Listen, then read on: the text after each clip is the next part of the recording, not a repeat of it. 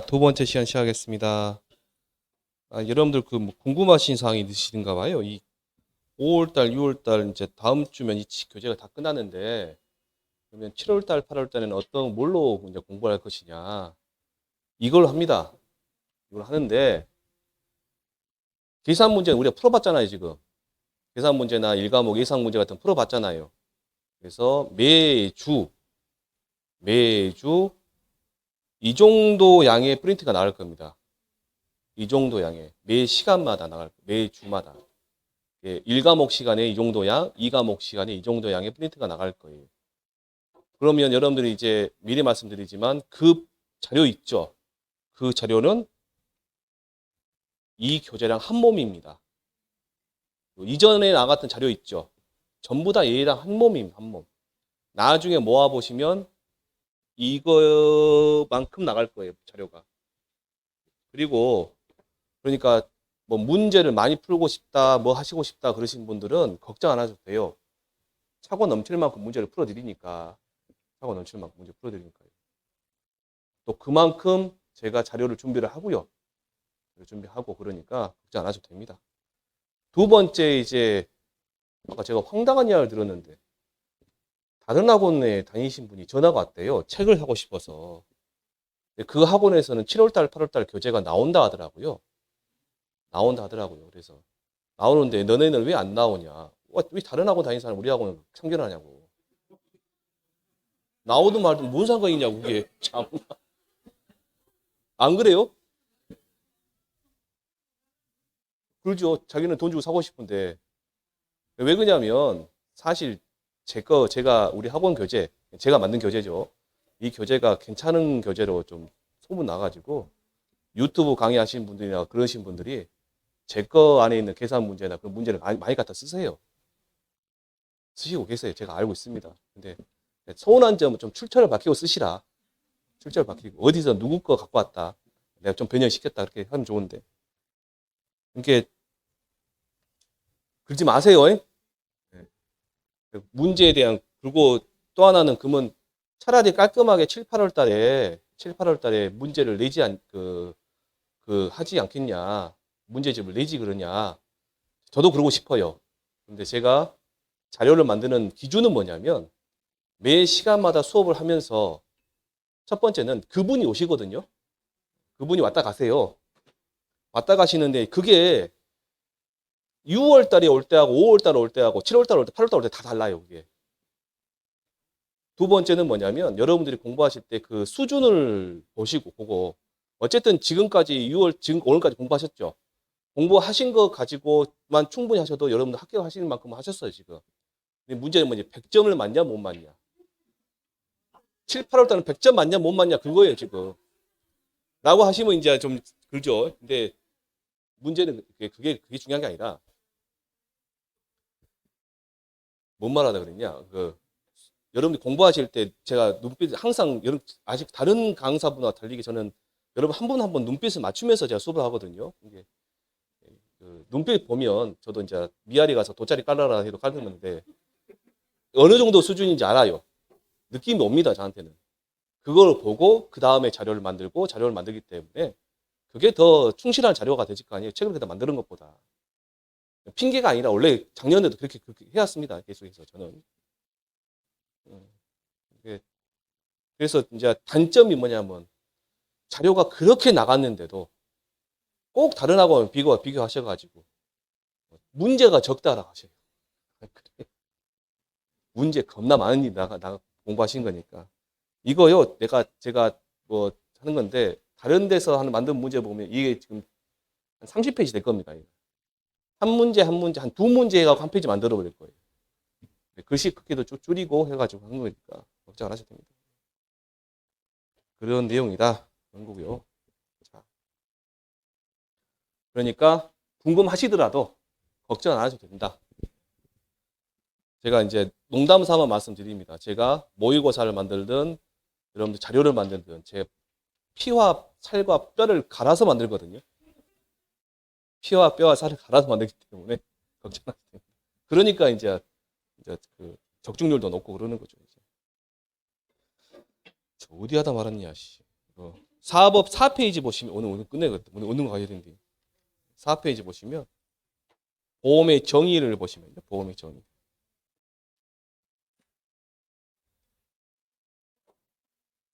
자, 6번의 보험의 정의는 여러분들이 한번 읽어보시면 됩니다. 그냥 보험이란 뭐라 되어 있고요.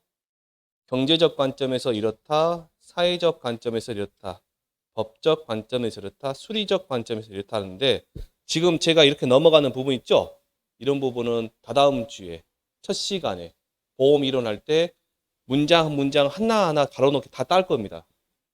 그때 또 연습시켜 드릴 거예요. 일단 이 시간에는 그냥 이렇게만 보고 한번 읽어보시고 넘어가시라 그 말이고요. 자, 보험의 특성에 보시면요. 보험의 특성. 자, 괄호 1번에 보시면 예기치 못한 손실의 집단화다. 그 다음에 괄호 2번에 위험을 분담한다. 분담한다. 아까 제가 여기 적어드렸잖아요. A라는 사람부터 B, C, D하고 100명 있다 했잖아요. 100명. 그 위험을 각자 분담해서 한 사람이 100만 원을 낼 보험료를 각자 분담하니까 얼마씩 줄었어요? 10,000원씩 줄었잖아요. 그게 위험이 분담이고요. 그렇게 해서 큰 보험자 회사한테 넘기는 거 그걸 보고 위험 전가.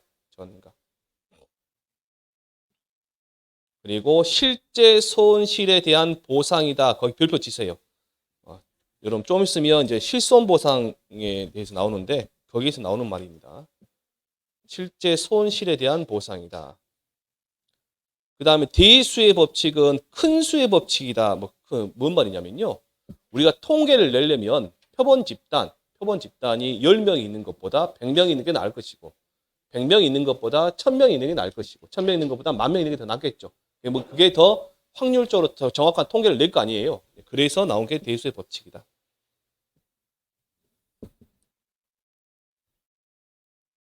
그래서 보험의 특성이라는 그 제목 옆에다가 이렇게 한번 적어보세요.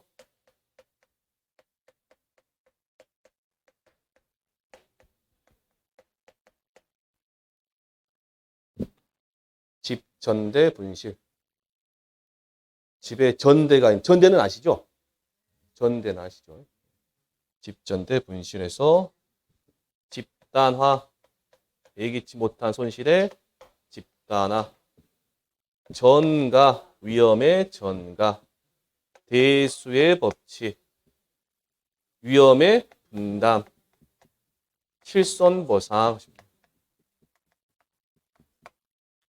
실손보상.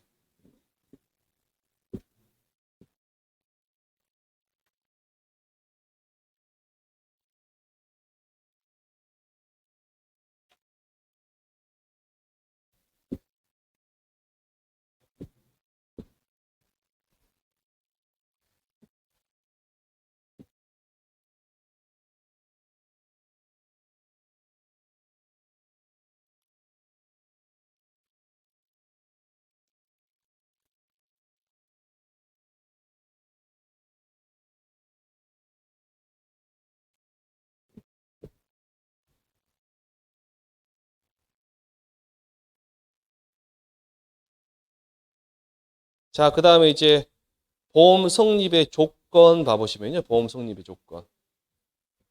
그거는 굳이 여러분들이 안 하셔도 됩니다. 동질적 위험의 다수 전제다라고. 아까 제가 A라는 사람이 있고 갑이라는 보험자가 있다 했잖아요.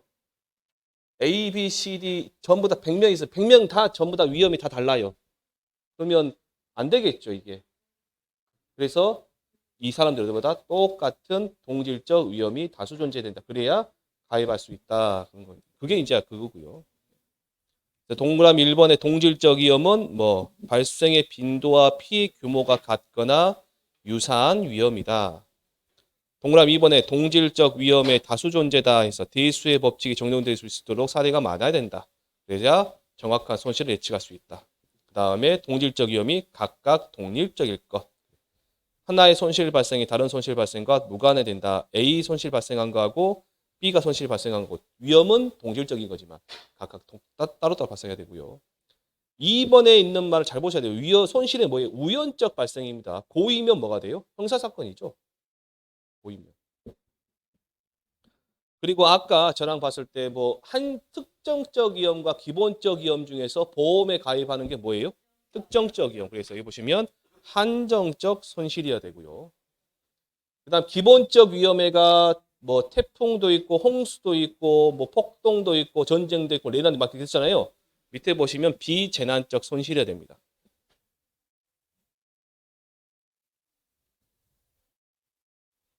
손실의 규모가 지나치게 크지 않아야 한다. 손실이 재난적일 만큼 막대하다 보면 보험자가 감당하기 어려워 파산하게 되고 결국 대다수의 계약자가 보장받을 수 없는 상황으로 전개될 수 있다라고 되어 있습니다. 그래서 여러분들이 그 나중에 농작물 재해보험 읽어보시면 되지만 농작물 재해보험 여러분들이 읽어보시면 돼요. 근데 매미인가 뭐시기인가 있잖아요. 매미인가 태풍 매미 그때 삼성하고 현대인가 어딘가 거기서 이제 농작물 재해보험을 했다더라고요. 그때 재보험을 들어놨는데 영국에서도 재보험 다 들어놨는데 뭐 그때 피해가 하도 많아가지고 그때 못하겠다 손 들어본 거예요. 재보험사도 나도 못하겠다 해버린 거예요. 그래서 이제 맡을 때 어디 있어요? 농협 손해보험에서 한 거고 그 다음에 재보험사가 이제 우리 국가가 되는 거죠 이제. 그 다음 6번에 보시면 경제적으로 부담 가능한 보험료라고 되어 있죠. 밑줄 한번 쳐보시고요. 그래서 괄호 1번부터 동질적 위험의 다수 존재, 2번에 손실의 우연적 발생, 3번에 한정적 손실, 4번에 비재난적 손실, 5번에 확률적으로 계산 가능한 손실이다. 그다음 경제적으로 부담 가능한 보험료다. 9번에 보시면 순기능, 보험의 기능에서요. 괄호 1번에 순기능이 있으면요. 역기능이 있겠죠. 역기능. 순기능은 좋은 거, 역기능은 안 좋은 거. 그래서 1번에 보험은 손실을 회복시켜주고요. 불안을 감소해주고요. 신용력을 증대해주고 투자 재원 마련해주고 자원의 효율적 이용 기여하고 안전의식 보양한다. 다 좋은 말들입니다. 그럼 역기능은요? 안 좋은 말들이겠죠? 넘겨보시면 느낌 잡으랴 그 말입니다. 제가 잡으시라. 사업비용 발생한다. 이거 이해가 안 돼요. 보험하려면 어차피 회사를 운영시켜야 되잖아요. 사업비용 발생한다. 보험 사기 증가한다.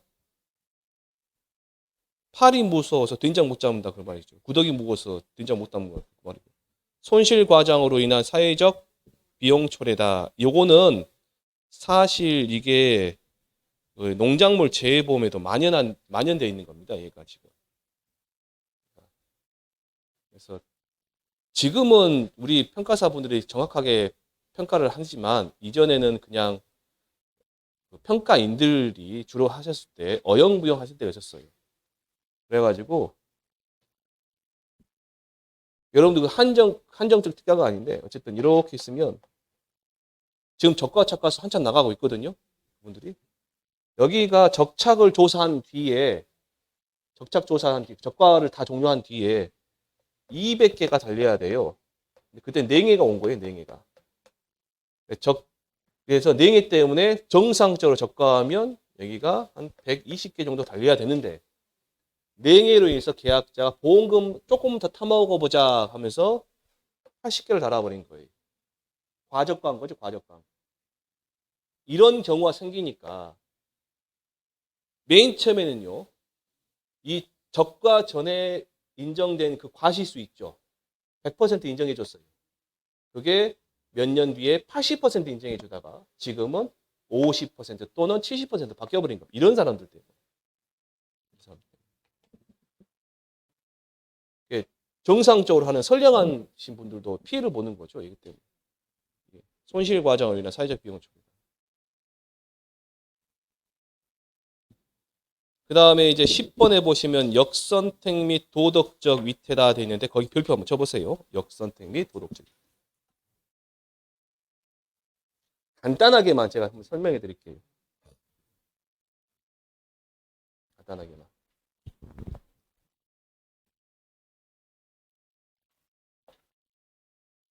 보험 가입 전이고요. 가입 후가 있습니다. A라는 계약자가 갑이라는 회사, 을이라는 회사, 병이라는 회사에 가입을 하려는데 A라는 사람이 자기의 그 고지 의무 있죠. 뭔가 자기 정보를 갖다가 이게 가입할 때는 정보를 누가 제일 많이 갖고 있어요? A가 더 많이 갖고 있죠. 값은 이제 조사를 해봐야 되니까. 말해준 대로 해야 되는데. 이거 어느 정도 말해보니까 A라는 회사도, 아니, 갑이라는 회사, 을이라는 회사가 굉장히 깐깐하게 본다 그 말이에요. 그러면 A라는 회사가 미리 가입하지 않고 병이라는 조금 허술한 데다 가입을 시켜버렸어요. 그러면 A라는 사람 나중에 사고 날 확률이 커요, 적어요? 크겠죠. 크겠죠. 얘가 역선택. 역선택. 역선택은 어디? 가입 전에 일이. 가입 전. 가입한 후에 A라는 사람은 여러 가지 의무가 있습니다. 보험계약제, 위험 변경 증가 통지 의무, 위험 유지 의무 막 여러 가지가 있는데 그것을 고의적으로 냅둬버린 겁니다. 방만하게 냅둬버린 거예요. 게을리한 겁니다. 그래서 사고가 터진 거. 그게 뭐예요? 그 도덕적 위태라고 합니다. 도덕 위태. 얘가 뭐라고요? 역선택.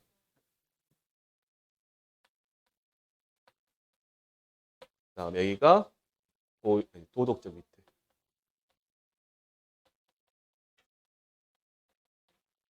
그래서 역선택의 예로 우리 교재에 보시면 뭐 그 중고차 시장이라는 대해서 나오죠. 레몬카, 피치카 나오고 그러는데 자 일단 동그라미 1번에 역선택의 정의를 봐보시게요. 계약자 또는 피보험자가 보험자보다 더 많은 정보를 가지고 있는 상태, 보험자가 계약자 위험 특성에 대하여 정확한 파악이 부실한 상태로 인하여 계약자 측에서 손실 발생 가능성이 커 자신에게 이득이 되는 보험을 선택하게 되는데 이를 뭐라 한다? 역선택이라 한다. 자, 해결 방안 보시면 밑줄 쳐보세요. 고지 의무와 위험 변경 증가 통지 의무. 고지 의무와 위험 변경 증가 통지 의무의 이행으로 정보 비대칭 극복하라. 그래서 고지 의무를 위반한다 그러면 뭐 해지할 수 있다. 위험 변경 증가 통지 의무한다 해지할 수 있다. 뭐 그런 말이 나오죠.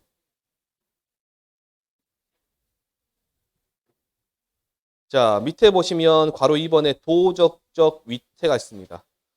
시험에 3번 나왔네요. 얘가.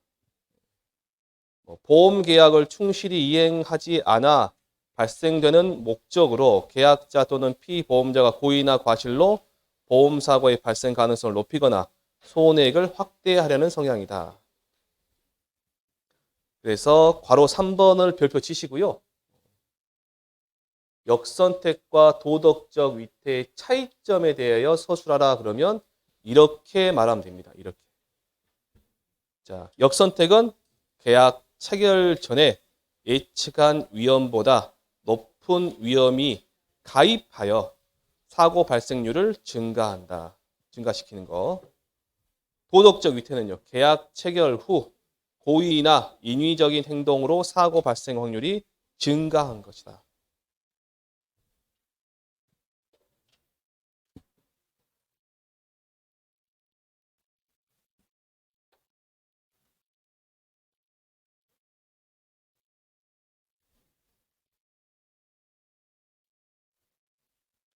그래서 밑에 당무장 표시 보시면 보험은 역선택과 도덕적 위태와의 뭐다? 싸움이다. 이렇게 돼 있죠. 싸움이다. 자, 11번에 보시면 손해보험의 의의라고 되어 있습니다.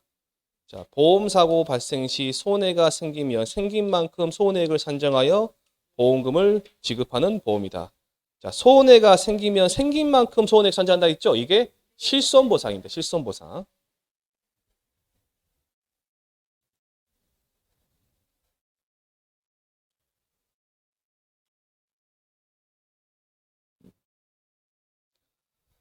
자, 그래서 오른쪽에 손해보험의 원리에 보시면요. 자, 괄호 1번에 위험의 분담이다 되어 있습니다. 위험의 분담. 그 다음에 괄호 2번에 위험 대량의 원칙. 대량이니까 뭐가요? 대수의 법칙이다. 대수의 법칙. 3번하고 4번을 잘 봐두세요. 3번하고 4번. 자, 급부, 반대급부, 균등의 원칙 해가지고요. 급부, 반대급부, 균등의 원칙. 계약자가 내는 거는 뭐라 그래요? 보험료. 그럼 낸 만큼 뭘 받아요? 보험금. 계약자는 보험료 내는 게 급부. 보험금을 받는 게 반대급부. 이게 둘이 똑같다. 똑같다. 그래서 급부는 계약자가 내는 보험료를 의미하며 반대급부는 보험자로부터 받게 되는 보험금에 대한 기대치를 의미한다.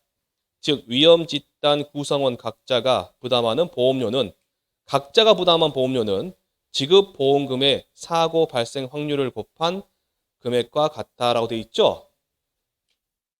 혹시 여러분들 얘가 지금 밑에 보니까 보험료는 지급 보험금 곱하기 사고 발생 확률이 되어 있죠.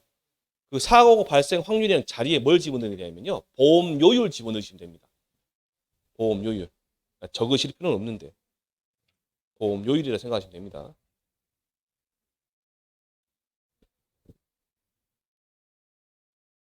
자, 밑에 보시면 수지상등의 원칙이라고 되어 있습니다. 그래서 보험자가 받아들이는 보험료 총액과 지급된 보험금 총액, 그게 뭐다? 같아야 된다. 그게 수지상등의 원칙입니다. 그래서 밑에 보시면 계약자 수 곱하기 보험료, 사고 발생 건수 곱하기 평균 지급 보험금이라고 되어 있죠? 그걸 외우세요. 그걸 꼭 알고 계세요.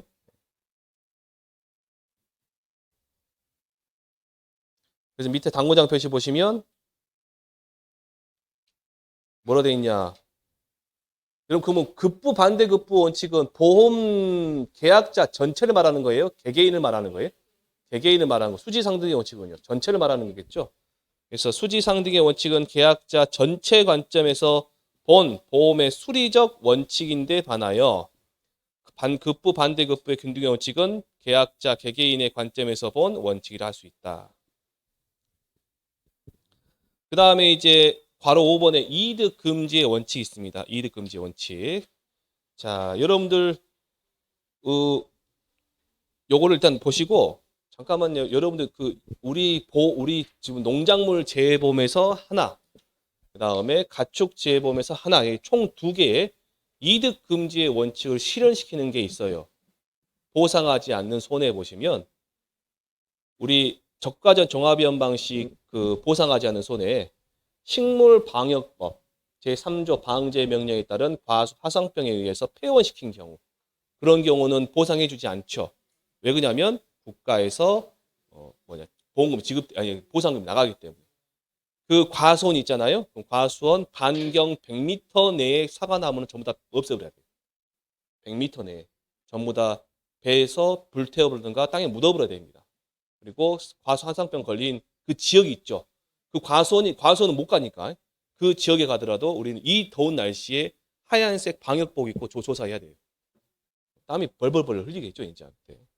두 번째는 가축 전염병 예방법에 따라서 살처분시키거나 도태공고시킨 경우 그런 경우는 뭐가 나와요? 보상금이 나오죠. 그때 보험금이 나가지 않는다. 그러니까 이득금지 원칙을 실현시키는 거예요. 이중 이득금지죠.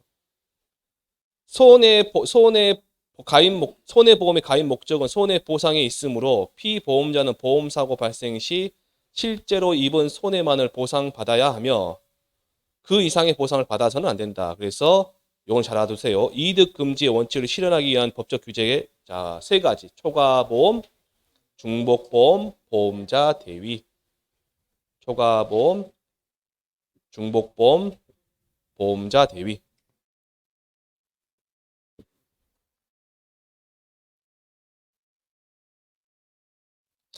자, 보험금 보험 가입 금액 한도 내에서 준다라는 원칙이 있잖아요. 그게 있죠. 그걸 갖다가 무조건 실현시켜 버리잖아요. 그러면 자, 이런 집이 있는데 이런 집이 1억 원짜리예요. 근데 계약자는 1억 원이라고 생각해요. 실제 박살났어요. 얼마짜리? 그냥 1억 원짜리. 얘가 뭐예요? 보험가액.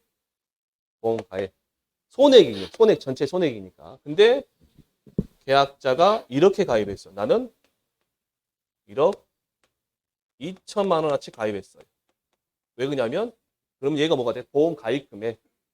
그러면 보험 가입금액 한도 내에서 보험금을 받는다 그러면 이 계약자는 1억 원어치 손해 났는데 1억 2천만 원어치 보험금을 받을 수 있는 거잖아요, 지금. 2천만 원 초과해서 받죠. 그러면 돼, 안 돼? 안 된다 그 말이에요. 그래서 우리 교재에 보시면 인삼 해가림 시설이나 뭐 가축이나 뭐 그런 데 보시면 보험 가입 금액과 보험 가액을 비교해서 보험 가입 금액과 보험 가액이 같으면 보험 가입 금액 한도 내에서 손해액 자기부담금 빼고 기억 안 나셔도 돼요. 어딘가 있습니다. 제가 찾아보시면 돼요. 그 다음에 보험 가액이 보험 가입 금액 보험 가입 금액이 가액보다 크면 가액 한도 내에서 손해액 자기부담금 빼야 돼요. 이거 되셨죠? 그 다음에 밑에 보시면 중복보험이라고 있습니다. 중복보험. A라는 사람이 갑이라는 회사, 을이라는 회사, 병이라는 회사에 전부 다 보험에 가입했을 때 이 사람이 손해가 1억 원, 9천만 원 났어요. 9천만 원. 그러면 이인들이 각자 비율대로 주면 되겠죠. 그럼 얘 9천만 원 줘버리고 얘 9천만 원, 얘 9천만 원 줘버리면 돼야 안 돼요? 이 사람 통장 9천만 원만 찍으면 되잖아요. 근데 2억 8천, 2억 7천 찍어버리잖아요. 그거 안 된단 말이에요. 3천, 3천, 3천 가든가 4천, 3천, 2천 가든가. 그러니까 그렇게 가야 된다. 그게 중복보험이고요. 비율대로 가는 거. 그 다음에 보험자 대위는 좀 있으면 나옵니다. 좀 있으면 나오니까 그때 설명해 드릴게요. 보험자 대위는. 그래서 일단 여러분들이 여기서는 초과보험, 중복보험, 보험자 대위다. 이득금지 원칙에 실현시키는 원리가 뭐냐, 아니면 그 제도가 뭐냐 물어보면 초과보험, 중복보험, 보험자 대위 이렇게 적으시면 되고요.